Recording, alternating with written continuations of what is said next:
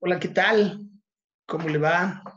Muy buena tarde, bienvenido, bienvenida a una emisión muy especial como han sido estos diálogos en la cuarentena, en esta ocasión para establecer comunicación hasta la Amazonía, en el límite entre Bolivia y Brasil, con una querida y admirada compañera, Julieta Paredes, aymara, feminista, precursora del feminismo comunitario en toda la región latinoamericana. ¿Cómo está, Julieta? Me da mucho gusto verle. Un saludo muy cordial, querido hermano, y contenta también de poderme comunicar con las hermanas y los hermanos de allá, de los territorios del norte, de ese México hermoso, donde también está el feminismo comunitario, compartiendo luchas, compartiendo experiencias, compartiendo saberes. Tenemos muchos tejidos allá por Oaxaca, por el DF, estamos también por Veracruz, por toda todo lugar de Guerrero. Bueno, muchas feministas comunitarias que están allá en México, querido hermano, y también a las hermanas y a los hermanos que nos escuchan.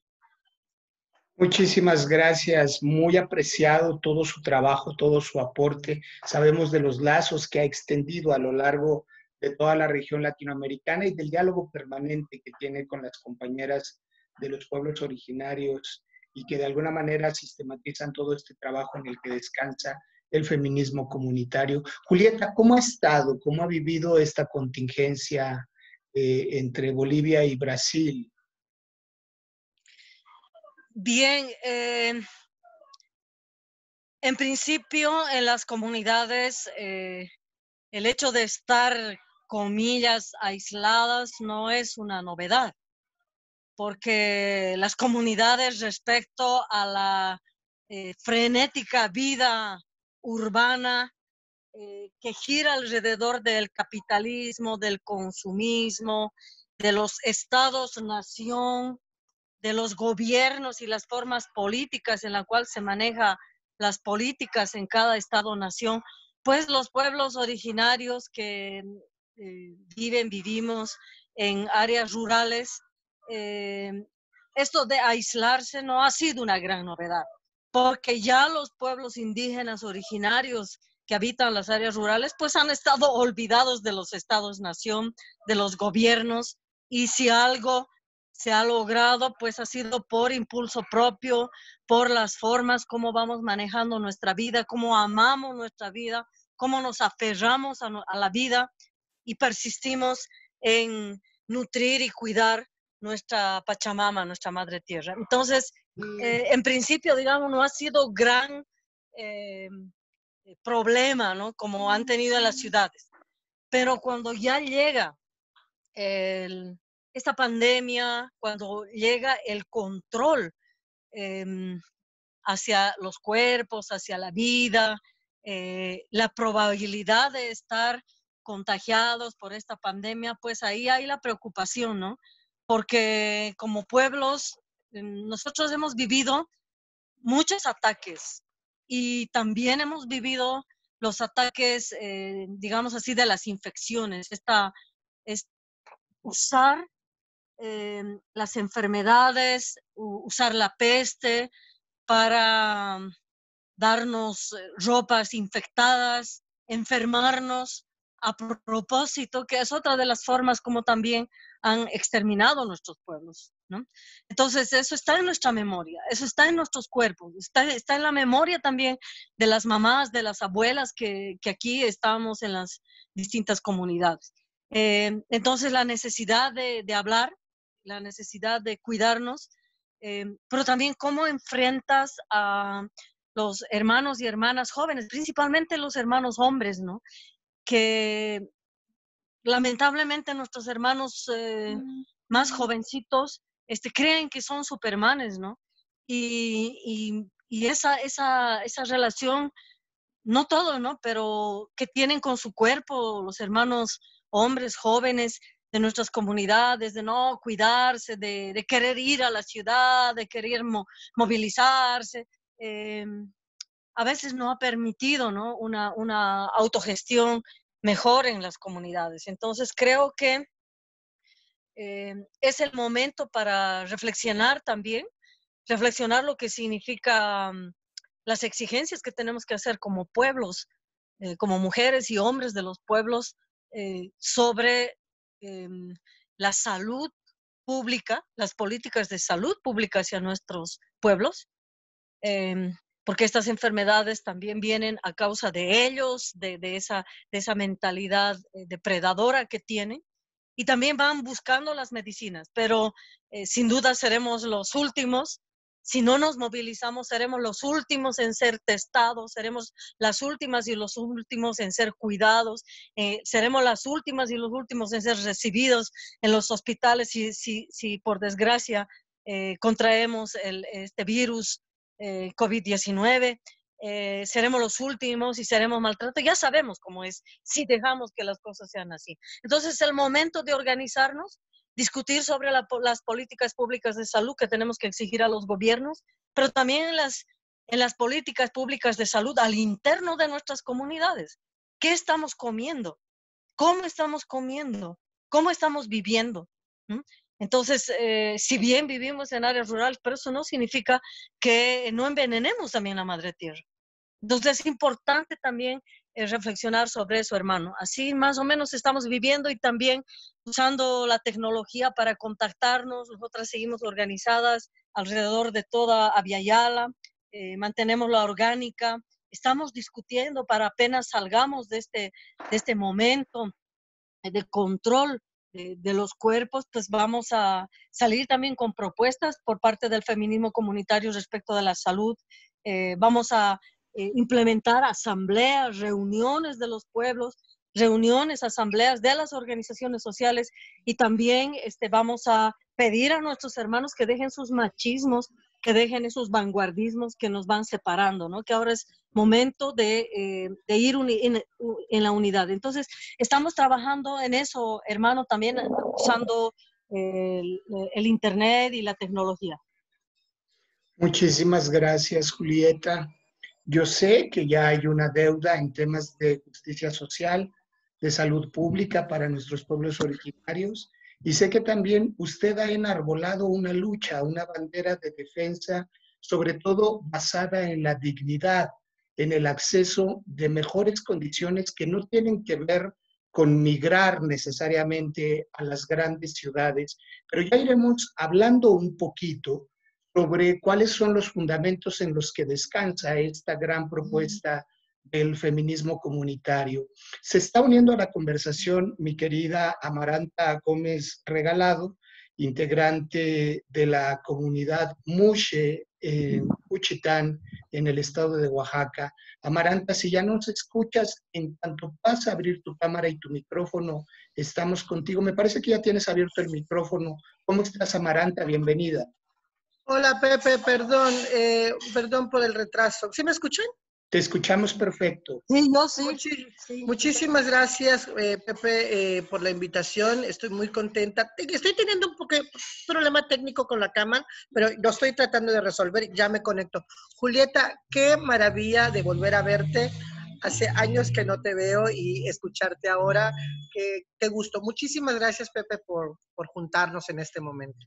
Me da muchísimo gusto escuchar las voces, mirar sus rostros. En ambas sabemos del nivel de activismo y de compromiso de las dos. En cuanto esté lista la conexión a través del video, vamos a poder mirarte, no te agobies, no te preocupes.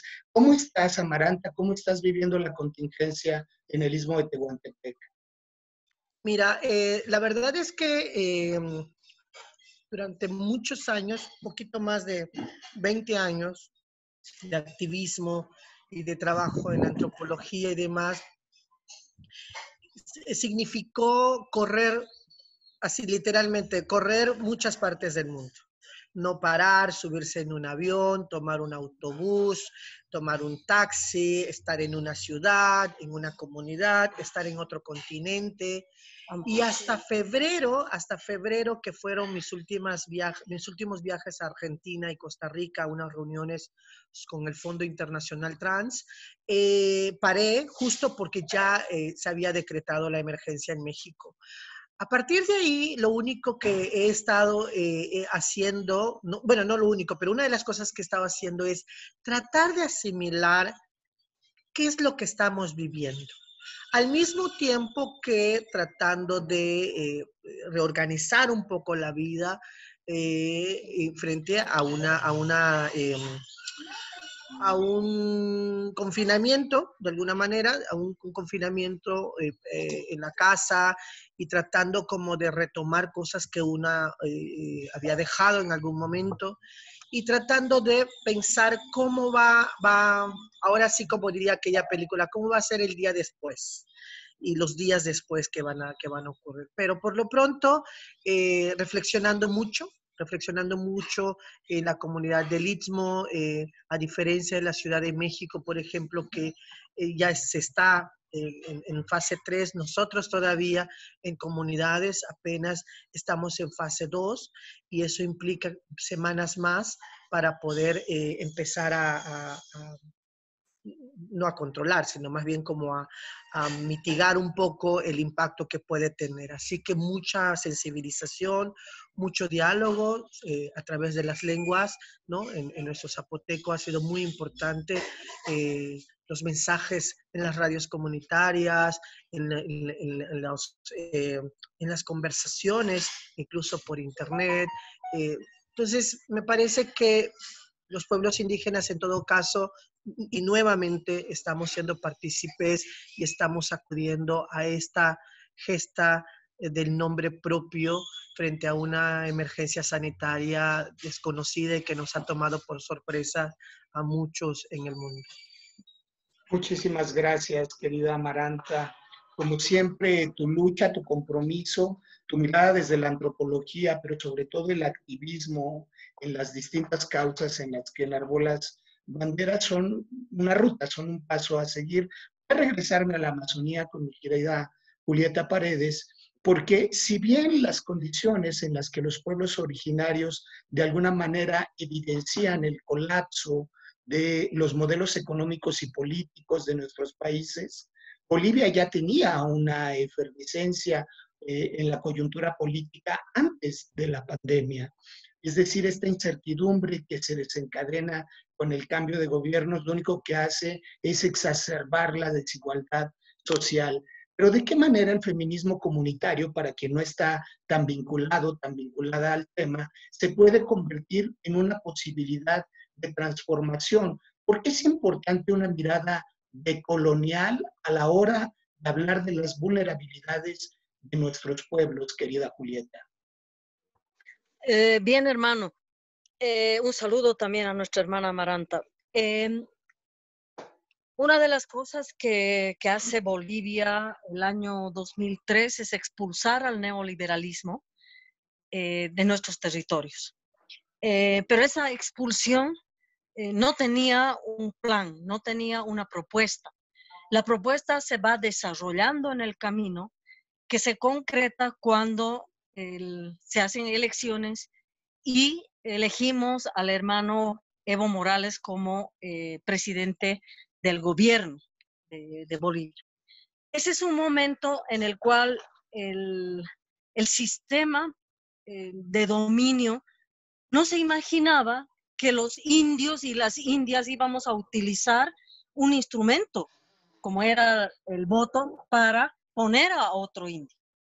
Sin embargo, esa misma clase política, digamos así, dijo ya, vamos a dejar un ratito que el indio juegue, igual se va a desgastar y luego va a salir. Entonces, lo que inicia Bolivia es un proceso de 14 años donde el primer elemento ha sido plantear la nueva constitución, refundar el país, lo llamábamos. Y el otro tema era la recuperación de los recursos naturales para disfrute y para construir el vivir bien, el suma camaña de nuestros pueblos. Entonces, wow, está haciendo mucho viento por aquí. Una de las cosas que es fundamental en ese proceso de reflexión llevado adelante tanto por hermanos, en principio por hermanos hombres, es el proceso de descolonización. El proceso de descolonización no es lo mismo que los estudios de la decolonialidad que nacen en las academias, que inclusive nacen en las academias gringas, ¿no? Y con todo un un grupo de intelectuales que hablan de la decolonialidad, de la postcolonialidad, etc. En Bolivia se inicia el planteamiento, recuperamos el pensamiento de mismo el hermano Reinaga de los años 50 de la descolonización. ¿Qué trae de diferente la decolonialidad y la descolonización? La decolonialidad, y ya lo dijimos también ahí en Puebla, cuando nos invitaron a una discusión en la universidad, la decolonialidad lo que hace es estatizar, digamos, no estatizar, ¿cómo se dice? Paralizar, fosilizar algo que es una acción. La descolonización para nosotros es una acción política que tiene que ver con lo que hoy estamos viviendo. No es que acabó en 1825 en el caso de Bolivia con la supuesta independencia y la creación de la república, sino que es una colonización que perdura y que tiene otras características, ¿no? Como la colonización interna, como el blanqueamiento, bueno, otro tipo de elementos. Entonces, la descolonización es una acción política permanente, cotidiana, que también está dentro de las y los indígenas, como los autodenominamos, aymaras en el caso nuestro. Entonces, la decolonialidad es el estudio de. Entonces, ahí ya hay un proceso de objetivación, de cosificación, de paralización. Entonces, los estudios decoloniales han querido tomar la vanguardia, ¿no? De que nos estarían enseñando lo que es descolonización. No, 500 años que estamos como pueblos originarios en esta lucha descolonizadora, que no trae el cambio de gobierno solamente, ¿no? Que ha sido los años de 1800 con las independencias de las burguesías de los ligámenes coloniales. Entonces, esta nueva etapa de la descolonización, tomando el gobierno a través de la democracia burguesa, lo que hacemos allá en Bolivia es ir creando aportes, construir nuevos conceptos, construir nuevas categorías. En ese sentido, lo que aporta el feminismo comunitario primero es una descolonización de lo que son las concepciones respecto a los cuerpos de las mujeres indígenas, respecto a las luchas de las mujeres indígenas y respecto a las políticas públicas planteadas por los gobiernos hacia las mujeres indígenas, ¿no? Algo que tenía que ver directamente con nuestro cuerpo. Pero en ese camino de, por ejemplo, de descolonizar, y ahorita pongo un ejemplo. Los hermanos intelectuales aymaras, el hermano David Choquehuanca, que fue ministro de Relaciones Exteriores, un hermano intelectual, sociólogo, parece. El hermano dijo, hay que descolonizar el tiempo. Y nos empezó a hablar, porque siempre teníamos reuniones allá. Entonces empezó a hablar, hay que descolonizar el tiempo, porque es otro el tiempo de nosotros. Y él planteó como un ejemplo de esa descolonización que partía de ellos, era de que el reloj, en vez de funcionar así, 1, 2, 3, 4, 5, ¿no? Funcione al otro lado, ¿no? Funcione en este sentido. Y el reloj de la principal plaza de Bolivia, donde está el Parlamento, donde está la Casa de Gobierno, pues funcionaba no en este sentido, sino en el sentido contrario. Esa fue, digamos, la forma como nuestros hermanos intelectuales aymaras nos hablaron de la descolonización del tiempo.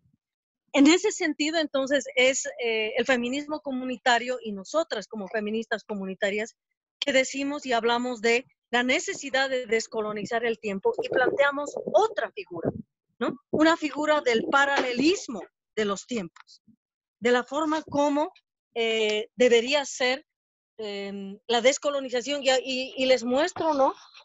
Nosotros planteamos esta, no sé si se logra ver la figura esta, de los tiempos paralelos. ¿Se ve? ¿Se logra ver? Tenemos congelada la pantalla. Ahora sí ya la podemos ver. Ahora ya la podemos ver. Entonces, son dos tiempos paralelos. Uno el de Europa, uno el de Abya Yala. Y en ese sentido, entonces, nosotras, como feminismo comunitario, nos inscribimos en la recuperación de un tiempo propio y no en ese tiempo lineal donde domina solo Europa y donde se come el tiempo.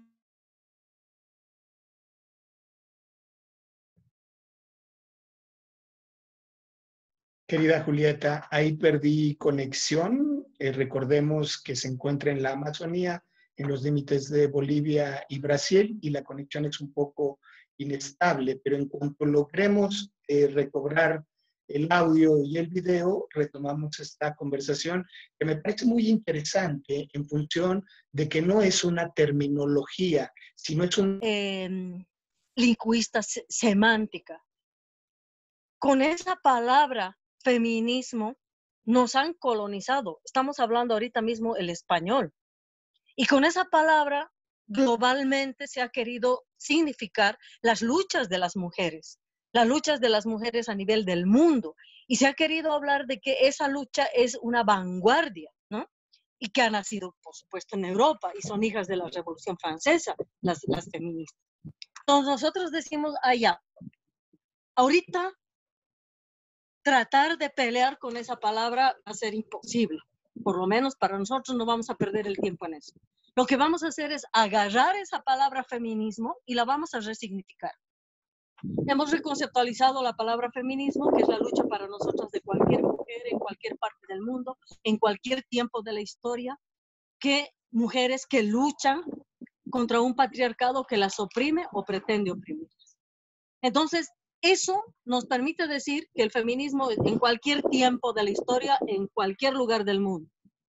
Entonces, lucha de las mujeres, feminismo, como ahorita globalmente se llama, hubo en Europa y empezó en 1789, pero bajo esa palabra también podemos leer nosotros nuestra historia, que no comenzó en 1789, nuestra lucha comenzó hace 500 años, cuando los españoles pisaron nuestra tierra, y con mi último libro que saqué sobre el tronque patriarcal, mucho más antes, porque en lo que corresponde a los Andes, a las tierras andinas, y creo también de palabra de nuestras hermanas allá mexicanas, también allá en México, en las tierras mexicanas, reconocemos un patriarcado ancestral. Y se ha dado en 1492 un entronque patriarcal, un reforzamiento de estos dos patriarcados. Entonces, el feminismo comunitario surge de una propuesta descolonizadora, ¿sí? Descolonizadora de nuestros cuerpos como mujeres indígenas y descolonizadora de las epistemes, cómo se está comprendiendo las luchas, cómo se está comprendiendo las políticas públicas y cómo se está comprendiendo la emergencia, digamos, el surgir de la reflexión de...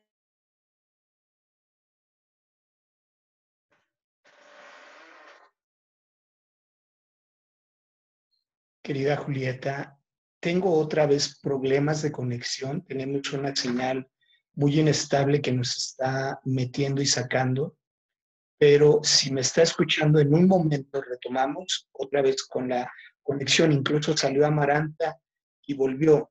Si ya nos estás escuchando también, Amaranta, podríamos... digamos, la memoria que tiene el proceso de lucha del pueblo boliviano, que es donde se ha iniciado el feminismo comunitario y donde hoy tenemos una organización internacional que se llama Feminismo Comunitario de Abya Yala. Eso puedo decir, hermano. Querida Julieta, muchísimas gracias. Tuve algunos problemas de conexión, pero ya tenemos también a Amaranta en imagen a través de dos equipos. Muchísimas gracias, Julieta, porque además no es un término nada más, sino es una posición política. La propuesta es descolonizar y es una lucha y una palanca muy clara política y de transformación social. Mi querida Amaranta, desde Juchitán, en el Istmo, ¿por qué es importante la mirada? ¿Cómo entender la identidad muche? Porque hay de repente quien ha hecho aproximaciones desde la romantización, es decir, pareciera que es un paraíso de la expresión de la diversidad, pero lo que tenemos es un incremento hoy día sobre los crímenes por homofobia, por ejemplo. ¿Cómo explicar la identidad muche en un contexto como el zapoteco en el Istmo de Tehuantepec?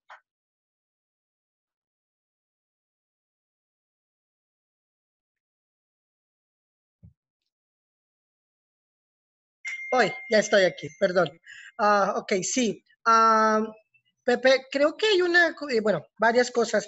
No sé si me permitas, antes de responderte, quisiera reflexionar en la línea, comenzar una reflexión en la línea que, eh, deme un segundo, por favor, que Julieta ha hecho. No sé si me lo permitas. Hola. Adelante, por favor, para que Sí, puedan dialogar entre las dos.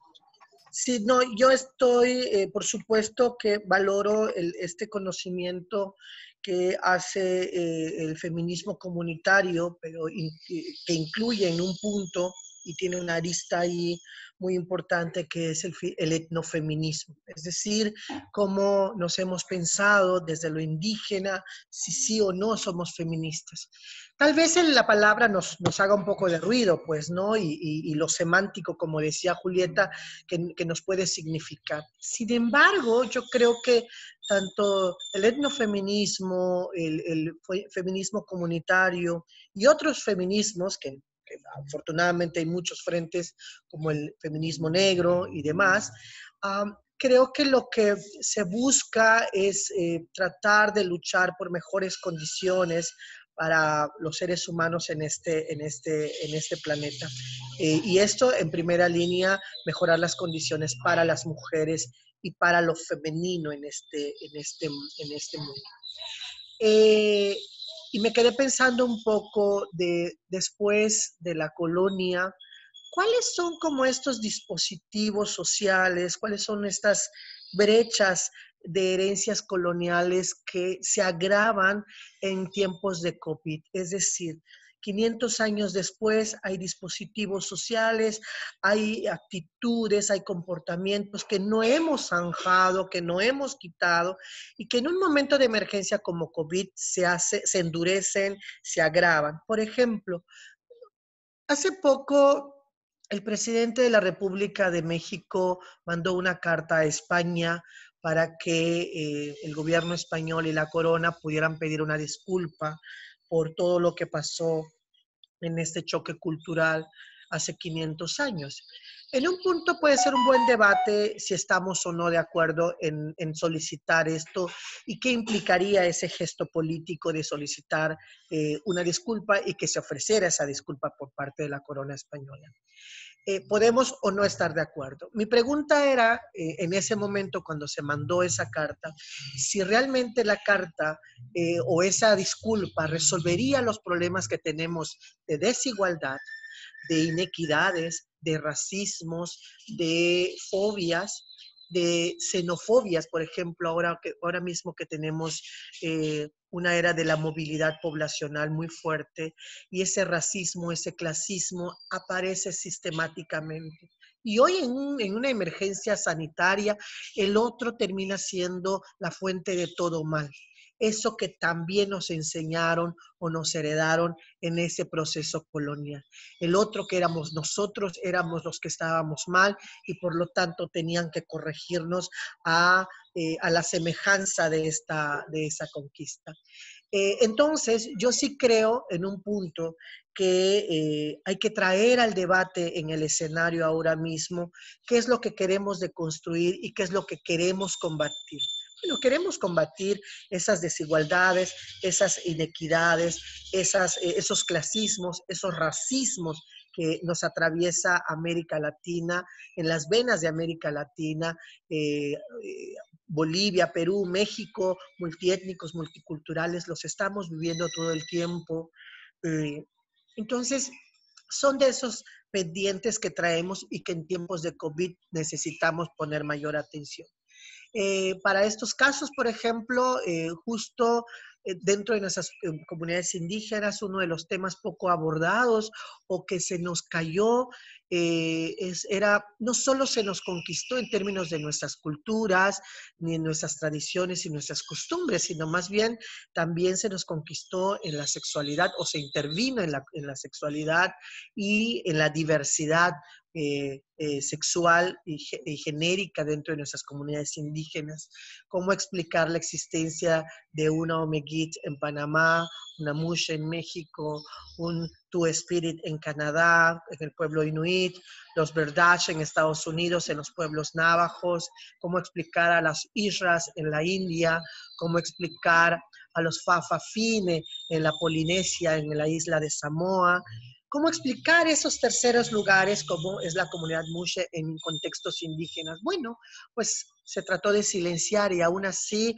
hubieron resistencias importantes y que hoy en día se han reivindicado, se empiezan a reivindicar con mucha mayor profundidad. En el caso de la comunidad Mushe, bueno, pues la reivindicación lleva más o menos unos 50 años, más o menos de rescatar toda esta herencia cultural que desde los zapotecos venimos viviendo, pero que en una época moderna, en una época que le llaman moderna o en una época globalizada, se juega un rol muy importante en la visibilidad de los cuerpos, de las identidades. Tradicionalmente la comunidad Mushe, que es, para mí es una identidad de género indígena en el Istmo de Tehuantepec, tradicionalmente hemos sido partícipes de lo que ocurre en nuestras comunidades. En la emergencia política, por ejemplo, cuando el viejo priismo gozaba de buena salud en México, muchos de las personas mushes se movilizaron hacia un movimiento más de izquierda, más contestataria para poder luchar por mejores condiciones. Hay registro de eso. Luego, la emergencia que significó el tema del VIH-Sida hace más o menos 30 años y que la comunidad Mushe empezamos a ser partícipes y hablar con nuestras comunidades, hacer estrategias comunitarias.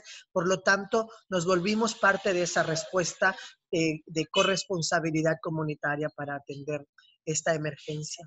En los últimos años, en el 2017, la emergencia que nos colocó el terremoto del 2017, la comunidad Mushe volvió a sacar la casta para volverse cocineras, apoyar a la gente en las viviendas, ayudar en la emergencia total, buscar alternativas laborales, rescatar los oficios tradicionales, trabajar desde las organizaciones civiles.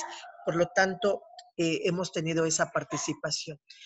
Finalmente, ahora en este momento de la emergencia, también la comunidad Mushe se vuelca otra vez desde su sana distancia, por supuesto, que tenemos en este momento, se vuelca para hacer campañas de prevención en lengua zapoteca y seguir articulando toda esa línea discursiva de la prevención de la salud en general, sobre todo la salud comunitaria, a través de nuestras lenguas indígenas. Eso es lo que significa en un momento dado, en el marco de COVID, este ente social de Juchitán en el Istmo de Tehuantepec hacia la comunidad Mushe. Querida Amaranta, muchísimas gracias, no te preocupes, estamos haciendo conexiones desde nuestras casas y esto implica que se filtran todos los sonidos. Por el contrario, agradecemos porque y está pasando el señor de las verduras, así que pues esta es la vida cotidiana. Esa es la cotidianidad en Juchitán. Absolutamente. Si no estoy en oficinas, entonces hay que hacerlo aquí. No sé si habías concluido, mi querida Amaranta. Sí, concluí diciendo eso, ¿no? Que parte de lo que significa la comunidad Mushe en una cultura indígena, en un contexto de emergencia, he mencionado ciertos hitos en los últimos 50 años, en donde para la cultura esta identidad no le es ajena, le es propia, pero esta identidad se siente propia más bien, esta identidad se siente propia dentro de su propia cultura y por lo tanto todo lo que sucede en ella le participamos y nos involucramos. Pues. Muchas gracias, querida Amaranta. Ese es el nivel, esa es la dimensión del aporte y del rol en la transformación de la región zapoteca, de la identidad Mushe. Ya nos advertía Julieta sobre la importancia de la movilización, de la organización de nuestros pueblos originarios. Y desde este aporte, desde el enaltecimiento, la reivindicación de la diversidad, del pluriculturalismo, de la descolonización, como la nombras Bien, querida Julieta, ¿por qué se puede convertir una propuesta como el buen vivir, muy instalada desde los pueblos originarios andinos, en una posibilidad para regresar a una nueva dinámica social? No regresar a la normalidad, porque la normalidad ya nos había hecho mucho daño. Pero cómo la diversidad y el buen vivir, visto como lo veían nuestros pueblos originarios, pueden ser esa alternativa de transformación y de reactivación de la dinámica social. ¿Nos sigues, querida Julieta?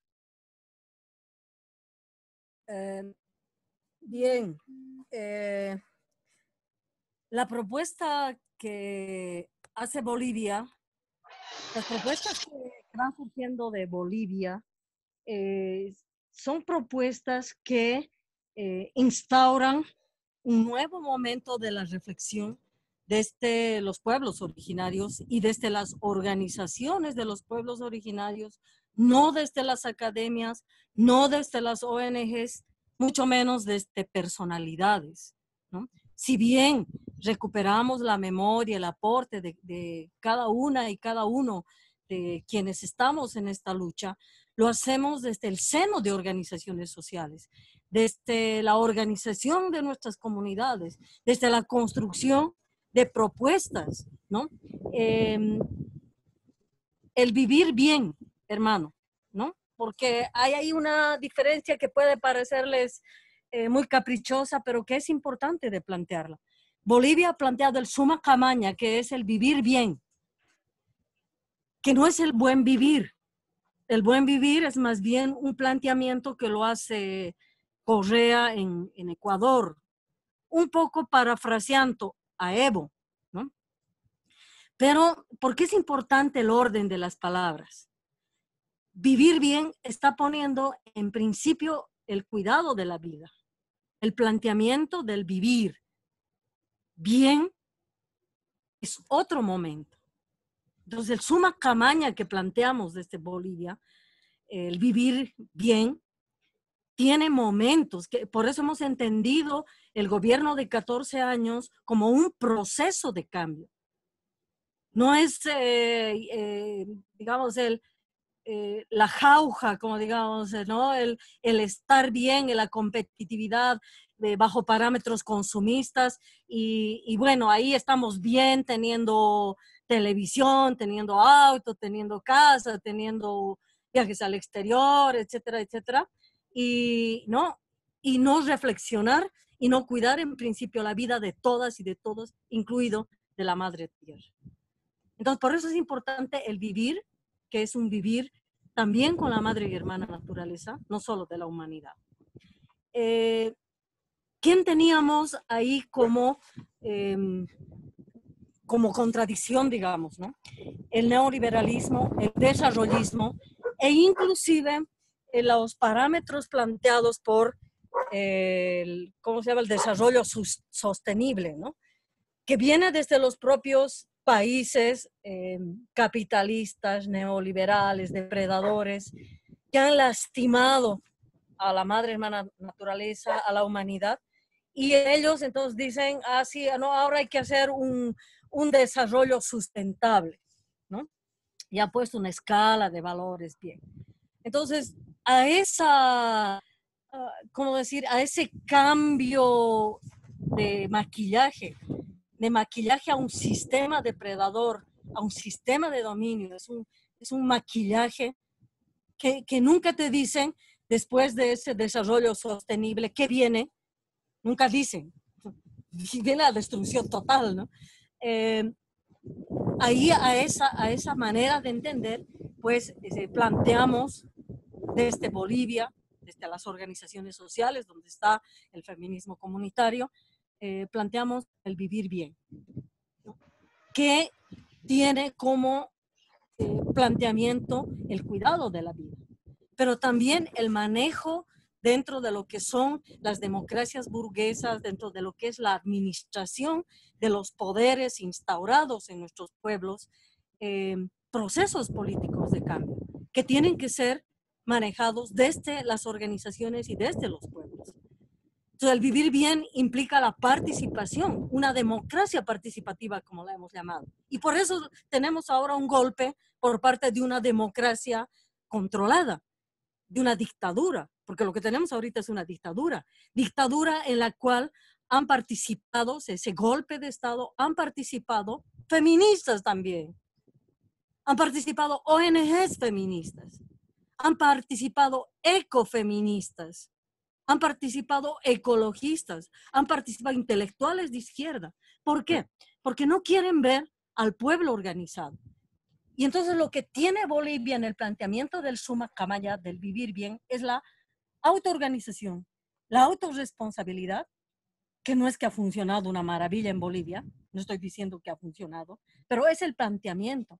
Y por eso el feminismo comunitario ha estado presente ahí planteando, ha estado participando.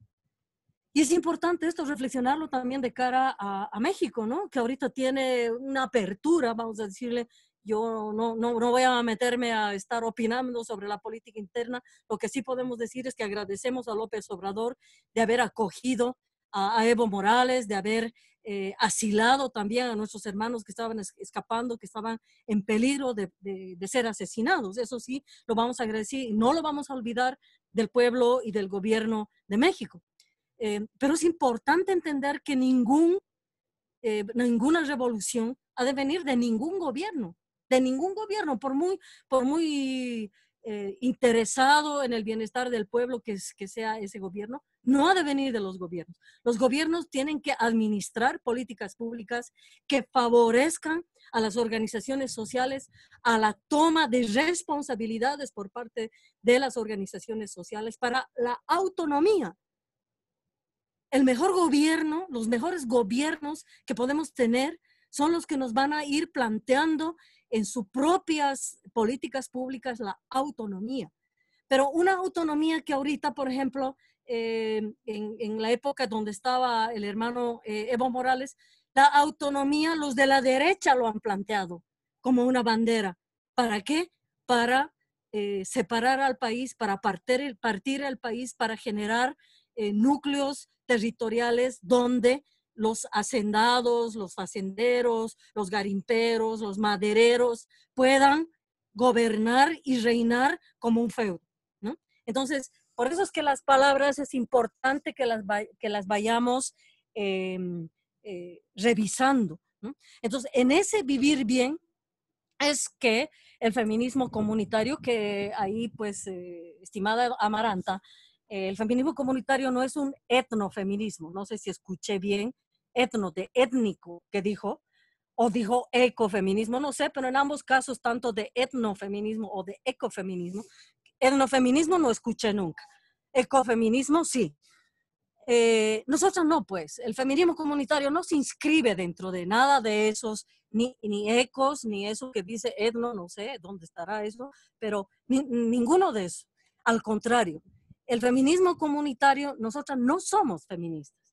Lo que nosotros estamos planteando es una lucha en el plano semántico. Usted se llama feminista, listo, nosotros también, pero no somos feministas, somos feministas comunitarias. Entonces, en ese planteamiento del vivir bien, que nosotros como organización social en Bolivia hemos planteado el desafío de la despatriarcalización. La despatriarcalización, que cuando lo hemos planteado el año 2009, entre el 2008 y 2009 en Bolivia, hemos recogido el concepto de patriarcado, que lo han usado las feministas, pero lo han usado y lo siguen usando hoy en esa ensalada rusa o ensalada feminista de decir que el patriarcado es la relación de opresión de los hombres hacia las mujeres o de lo masculino a lo femenino, ¿no? Entonces, las feministas consideran al patriarcado como parecido al machismo, sinónimo del machismo, sinónimo de género. No es lo mismo, pero es igual. Para nosotras no. El patriarcado es el sistema de todas las opresiones, todas las discriminaciones y violencias que vive la humanidad y la madre y hermana naturales. Y por humanidad entendemos a hombres, mujeres y personas intersexuales. Este sistema patriarcal que oprime a la humanidad y a la madre naturaleza ha sido construido sobre los cuerpos de las mujeres. Entonces, esa conceptualización que la hacemos el año 2006 nos permite plantear políticas de despatriarcalización que no son políticas de género, ni la equidad de género, ¿no? No son políticas. Las ONGs feministas en Bolivia han pretendido manipular y decir, ya es lo mismo, la equidad de género y la despatriarcalización es lo mismo. Claro, no estudian, no se informan, no conocen, son mediocres, pero ahí estamos los pueblos, hermano. Ahí estamos las mujeres de los pueblos, que hemos aportado con una política pública de despatriarcalización que tiene que ver con hablar de las mujeres en las comunidades, donde estamos también juntamente a nuestros hermanos hombres, y juntos ahí luchar en las comunidades contra el machismo, que son formas de comportamiento y de pensar, de que las mujeres somos inferiores a los hombres. Eso es el machismo. Y queremos eso, ahí luchamos, contra ese género, esas relaciones de género instauradas dentro de nuestras comunidades que producen comportamientos y conductas y formas de pensar machistas. Entonces, esa claridad solamente lo ha planteado el feminismo comunitario. Muchísimo. Y juntos luchamos contra el sistema de todas las opresiones, que es el patriarcado. El patriarcado es colonialista, es esclavista, es neoliberal, es capitalista, es neoliberal, es racista, es homofóbico, es racista, bueno, todos los males, así como lo estamos diciendo. Entonces, esa categorización, esa conceptualización, la hace un feminismo comunitario, que lo hace ¿por qué? Porque somos una organización, no somos ni una ONG, ni un grupo, ni una pensadora. Si bien soy yo quien ha elaborado los conceptos, yo vengo de las organizaciones sociales y mi pensamiento es en comunidad, es con las organizaciones y es desde las organizaciones sociales. Entonces, eso es para mí fundamental en lo que es el planteamiento y la importancia de 14 años del hermano Evo Morales como gobierno, pero que no es la panacea, no era la gran maravilla, era un proceso político de cambios con todos sus errores, pero que fue lo mejor que hemos tenido. Por eso hoy Bolivia está luchando contra esta dictadura y el feminismo comunitario estamos ahí, estamos luchando contra esta dictadura y estamos eligiendo nuevamente las elecciones, nuevamente la democracia burguesa. En la democracia burguesa también los vamos a derrotar, porque no hay otra propuesta mejor que la que ha desarrollado las organizaciones sociales, donde estamos las organizaciones indígenas, hermano. Eso puedo decir. Muchísimas gracias, querida Julieta. El orden de las palabras es importantísimo. Es mucho más allá que una epistemología o que un solo concepto o personaje. Es una palanca de transformación, es un movimiento detrás del feminismo comunitario.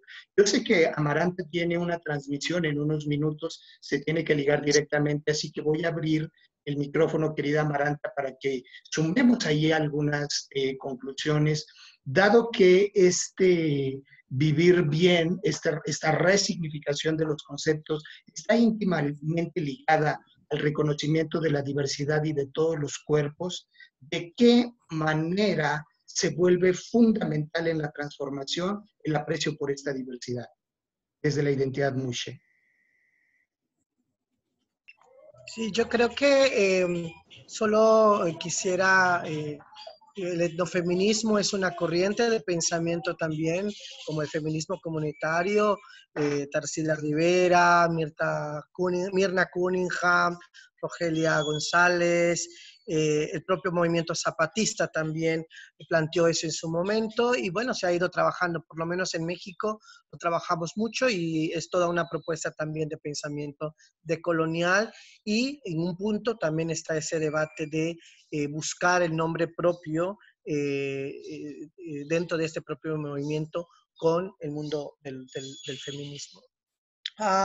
Yo creo que una de la importancia de nombrarse es rescatar de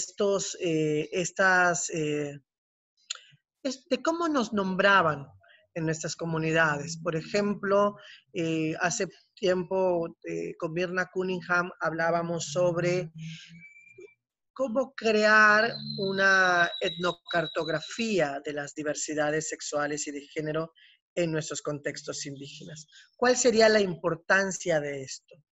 La importancia de rescatar y nombrar eso que durante muchos años no se nombraba. Estábamos en Madrid en un encuentro que se llama SUMI, que era un encuentro de derechos humanos de la comunidad LGBTI, más las siglas que se acumulen. Y al final, en el documento decían, ponían el signo más después de los acrónimos. Y nuestra pregunta era por qué el signo más se colocaba ahí. Y entonces nos respondieron, la respuesta fue que las otras identidades que fuesen apareciendo, que fuesen peleando por ser reconocidas, se pudieran ir agregando después del más. Y entonces nuestra propuesta, Mirna Cunningham y yo, les propusimos que mucho antes de la L colocáramos el signo más y no al final de lo LGBTTI, no al final de la I. Y decían, ¿pero por qué? Y decíamos, no es una propuesta de mero capricho de activistas, sino más bien una propuesta de metodología histórico-social, ¿no? Porque entonces lo que nos correspondía era empezar a reconocer una H de las Isras, una M de Mushe, una O de Omeguit, y todas estas otras categorías preexistentes a las categorías LGBTTI, y entonces poner el signo más, y entonces decir LGBTTI, y después los que se acumulen. No es un capricho meramente, y entonces ahí nos dimos cuenta de manera muy importante que el primer paso es nombrar a las personas, nombrar a los grupos como tal, como se reconocen, como se reivindican en sus propias comunidades. Eso me parece una parte muy importante. Es un debate que tenemos a nivel internacional con el propio movimiento LGBTI, y ahí está la comunidad Mushe dando, más que una batalla, es un proceso dialéctico, Pepe. Es decir, ningún movimiento social por sí solo va a ganar ninguna batalla, seamos indígenas o no. Lo que sí creo es la importancia de hacer estas intersecciones, que nadie avasalle a nadie, que no repitamos la historia, que no solamente por conquistar el poder, y que me encanta cuando dice Julieta, Evo no era la panacea. Nosotros también pensábamos esto de Andrés Manuel, cuando no quiere decir nada por la diversidad sexual y sí se reúne con la Iglesia Católica y el evangelismo dentro del Palacio Nacional, por ejemplo, ¿no? Entonces, efectivamente, como dice Julieta, los gobiernos tienen que administrar la política pública, y las comunidades empezar esa dialéctica interseccional en donde cuál sería la importancia de una persona con discapacidad en el movimiento indígena, cuál sería la importancia de una ama de casa en el movimiento indígena, cuál sería la importancia de un migrante, de una persona de color, el campesinado, el sindicalista. O sea, ahí hay una intersección que no hemos podido, hemos podido articular. Ha sido muy atropellado en muchos procesos, ¿no? Entonces, la primera cosa, como tú bien lo dices, hay que nombrarse con el nombre propio, y hay que reconocer esos nombres, como lo propusimos con la gente de España, a través de una metodología histórico-social de reconocimiento. Lo segundo es reconocer que al lado mío, enfrente mío, atrás mío, hay otros movimientos que están luchando también por ese reconocimiento de esos derechos humanos, que de manera egoísta, sería muy egoísta de nuestra parte, por muchos 500 años que tengamos en la opresión, necesitamos reconocer también otras opresiones que están ocurriendo ahí, y que si solos no vamos a poder ganar la batalla. Finalmente, regreso al tema de la etnocartografía. ¿Por qué hacer esta propuesta de la etnocartografía? Porque queremos saber dónde estamos. ¿Cuántos somos? ¿En dónde chingados nos ubicamos? ¿Qué estamos haciendo? Porque ese registro ayuda de muchas maneras a que nuestras propias comunidades tengan un ejercicio de autorreconocimiento de sus entes sociales y luego también de un reconocimiento por parte de la sociedad en general, luego de las instituciones, los medios y muchos otros con los que estamos interactuando todo el tiempo. Entiendo, por supuesto, este asunto del buen vivir, pero yo creo que todo el mundo tiene el derecho de vivir bien o tener un buen vivir, pero desde diferentes enfoques. No hay un solo, yo no creo que haya una sola manera de vivir bien. Lo que sí es cierto es que lo que tiene como condición el vivir bien es no sufrir, no vivir vejaciones, no ser discriminados, no vivir en angustia, sentir el contexto menos hostil, tener mayor seguridad, tener que comer en el día. Ese es un buen vivir. ¿Cómo se interpreta en Bolivia? Es muy respetable. En México hay otras formas también que se interpretan y habría que preguntarle a la gente en Nairobi cómo lo hace, a la gente de Fiji, allá en la Polinesia. Habría que preguntar incluso a los propios indígenas en Estados Unidos que siguen teniendo reservas o como en Canadá, por ejemplo, que aún les han pedido perdón. Todavía hay políticas segregacionistas, de alguna manera, que no terminan de ser incorporados. Querida Amaranta, muchísimas gracias. En algo que estamos de acuerdo es que se trata de vivir con dignidad y con reconocimiento de la diversidad. Te agradezco muchísimo el esfuerzo por esta conversación y tomarnos la llamada. Te mandamos el corazón hasta Juchitán. Además, Juchitán Mi vida, ya me están llamando y debo de entrar ya la otra llamada. Muchas gracias. Julieta, que te mando un abrazo enorme y seguiremos conversando en este camino. Entendemos perfecto. Muchísimas gracias, Amaranta Gómez Regalado, desde Juchitán, en el Istmo de Tehuantepec. Vamos a abrir el micrófono y la imagen con mi querida Julieta Paredes para escuchar sus conclusiones y de alguna manera ir cerrando la transmisión. Un abrazo hasta Juchitán. Julieta, muchas gracias. Un abrazo, querida. Gracias, Pepe. Te abrazo, Amaranta. Desde la Amazonía, Julieta Paredes, a título de conclusión. Para mí, hermano, es muy importante la reflexión, el análisis, el reconocimiento y no la competitividad. Creo que una de las cosas que yo he vivido terribles dentro del movimiento feminista, porque no es recién que yo estoy dentro del movimiento feminista, ya desde los años 90, es la terrible competitividad. Es decir, no hay una práctica de articulación, de construcción.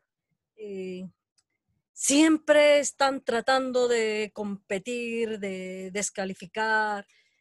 Y creo que una de las cosas que nosotras dentro del movimiento latinoamericano de Abya Yala, que es el feminismo comunitario, hermano, hemos logrado una articulación, una coordinación donde como países, porque el feminismo comunitario están nuestras hermanas de México también, no competimos. Con alegría reconocemos la memoria, los aportes que cada pueblo va haciendo. Y con mucha alegría recogemos, nos callamos, aplaudimos, celebramos, agradecemos los conocimientos, los saberes. Considero que lo que históricamente ha hecho Bolivia, que no es solamente un presidente indígena, es la posibilidad de como organizaciones y pueblos originarios tener 14 años, un espacio y un tiempo para pensar, para reflexionar, no estar correteando, no estar urgidos, angustiados porque necesitamos comer, porque nos están persiguiendo, porque nos están matando, porque nos van a quitar la tierra, porque nos van a quitar nuestra vida. han sido 14 años que no han sido la gran maravilla, pero han sido lo mejor que hemos tenido. Y hemos tenido tiempo para pensar. Por eso hemos producido no solo el feminismo comunitario, no solo políticas como las de despatriarcalización, sino concepciones. El vivir bien es una concepción de la forma como vamos a enfrentar al desarrollismo. Son dos palabras, vivir bien, donde nos planteamos como proceso que cada pueblo pues tiene que decir cómo es vivir bien. No es una imposición, pero hay que entender cómo todo en Bolivia hemos entendido como metodologías, como procesos, como lugares donde nos articulamos, espacios donde nos coordinamos, donde también podemos complementarnos, donde podemos discutir, donde podemos aportar unas a otras, otros a unas a otros, unas a unas, otros a otras, así en ese diálogo, en ese reconocimiento, pero también en la firmeza de las posiciones. Porque con quienes no podemos dialogar, y hemos visto ahora, son la gente fascista, la gente asesina, la gente dictadora. Dentro del gobierno de Evo Morales ha habido hermanos, compañeros y hermanos también que han planteado el diálogo, por ejemplo, con los burgueses, con los capitalistas, con la propia derecha, ¿no? Dentro del Parlamento. Y miren lo que ha pasado. Miren lo que ha pasado. Ha habido un golpe de Estado. Entonces, no se puede dialogar con la derecha. No tienen el corazón ni la disposición de dialogar, de hablar, como nos hablamos entre hermanas y entre hermanos. Son soberbios, son competitivos, por supuesto, y mediocres además.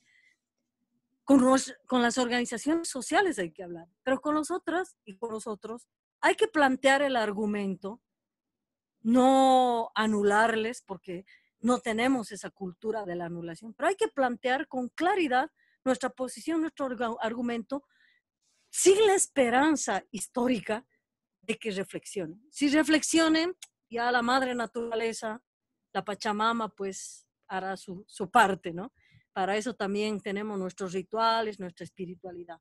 Pero ya en lo que corresponde a la discusión, a la palabra, pues una plantea unos planteamientos claros, unas propuestas claras, acciones y listo. Ya hay que hacerlo ahí, hermanas y hermanos, ¿no? Eso a mí me parece muy importante. Y respecto al feminismo comunitario, te agradezco tus palabras, hermano. Creo que es necesario reflexionar esto de las palabras que vienen de las academias, ¿no? Feminismo indígena, etnofeminismo, como acabo de decir. Yo conozco a la hermana Tarsila de Perú y ellas no se reclaman etnofeministas. Tampoco las hermanas zapatistas se reconocen etnofeministas. Entonces, es importante no colar etiquetas sobre nuestros cuerpos, ¿no? Si alguna señora de la academia se llama, bueno, esa es otra cosa, pero como organizaciones sociales, como propuestas de pueblos, nadie se ha llamado etnofeminista, ni feminista indígena. Es otra discusión que tengo con esa señora bastante colonialista también, esa filósofa, no me recuerdo ahorita, Francesca Gargalo, ¿no? Que igual feminismo indígena que habla, ¿no? Que son etiquetas que nos ponen. Déjenos a nosotros cómo nos llamamos. Ahora, el feminismo comunitario conscientemente y argumentando es por qué nos llamamos feministas comunitarias, decimos que no somos feministas, hermano. Entonces es una provocación, pero una provocación con respeto que hacemos a las feministas, para generar un espacio de discusión. No vamos a la competición, no decimos nosotras somos las buenas y las otras son las malas. Nosotras respetamos la lucha de las feministas. Lo que no está bien es que quieran decir que ellas son la vanguardia de las mujeres, de las luchas de las mujeres en el mundo, y que van a enseñar a las mujeres, como por ejemplo, mujeres de pueblos originarios de Abya Yala, a luchar. No, Eso no, porque nosotros venimos de otra memoria. Entonces, esa provocación que la hacemos con respeto, viene del planteamiento histórico y de la práctica histórica de la colonización y la soberbia, ¿no? De creerse dueñas de la... Entonces les decimos, no, a ver, siéntense, somos feministas comunitarias, no somos sus hijas, no somos sus discípulas ni sus alumnas, discutiremos a ver qué entienden por feminismo, qué entendemos por feminismo y por qué luchamos en los afanes de coordinación, de articulación. Pero si existen, como hemos visto también en Bolivia, feministas que son dictadoras, que son fascistas, que son racistas, pues no hay nada que discutir, hermano. Ahí lo que plantearemos es nuestro argumento, nuestra denuncia, y continuaremos construyendo con nuestras hermanas y hermanos en los pueblos originarios, siempre pidiendo a la madre y hermana naturaleza, a esa espiritualidad que nos viene de la tierra, de la Pachamama, pues pedirle sabiduría, humildad, para poder saber por dónde caminar en este construir del vivir bien.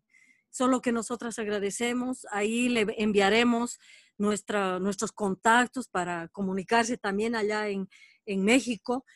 Tenemos estos libros, hermano, este es el libro que habíamos presentado, este es el de despatriarcalización, creo que ahí se ve al revés, voy a mandarte tal vez una fotito. Y hermano, este es el último libro, este es para descolonizar el feminismo, este todavía no se ha presentado en ninguna parte, teníamos que hacer la presentación en marzo y mire, la pandemia lo está dejando a este libro que se llama Para descolonizar el feminismo, este libro 1492, Entronque patriarcal y feminismo comunitario de Abya Yala, de mi autoría. Pues este libro, hermano, ha de esperar todavía, tal vez no era el tiempo de presentarlo, tal vez tiene que estar todavía ahí recibiendo las energías con las hermanas de la comunidad, con los hermanos de la comunidad, para luego ya vendrá su tiempo para salir esta última guagua que decimos, esta última creación que tenemos, que es para descolonizar el feminismo, hermano. Muchas gracias. Querida Julieta, como siempre es un placer escucharte. Va hasta la Amazonía, cruzando toda nuestra América. Mi reconocimiento, mi afecto, mi admiración de siempre. Estaremos muy pendientes de esta publicación para descolonizar el feminismo, que resulta en estos tiempos muy pertinentes. Te agradezco muchísimo la conexión, el diálogo, las reflexiones, y seguiremos en contacto, promoviendo nuevos movimientos tan necesarios y para resistirnos a regresar a la normalidad, porque la normalidad ya nos hacía mucho daño. Te mando un abrazo, querida Julieta. Igualmente, querido hermano, y hasta la comunidad siempre. Estamos en la lucha. Hasta la comunidad siempre. Muchísimas gracias. Mi nombre es José Alfredo. Muchísimas gracias por este diálogo. Con toda certeza, usted y yo un día nos volveremos a abrazar.